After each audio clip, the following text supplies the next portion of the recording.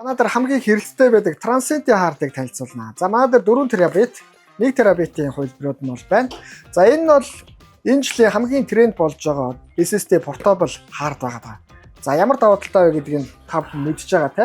За утсан дээр бол шууд залгачдаг. За одоо ингээд таны утас байлаа гэх юм бол энэ өөр ингээд соронцтой. Ингээд наалтлаа. Унахгүй.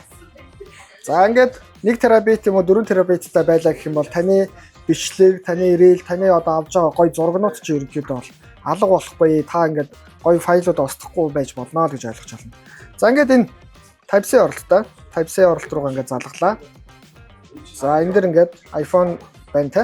За ингээд энэ дэр ингээд Transcend гэдээ ороод ирчих.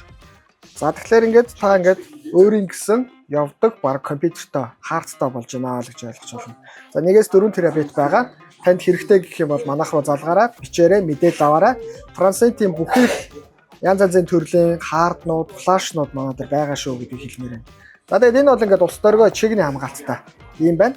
Тэгэхээр та нэг гэж комент бичээд мэдээлэл аваарай.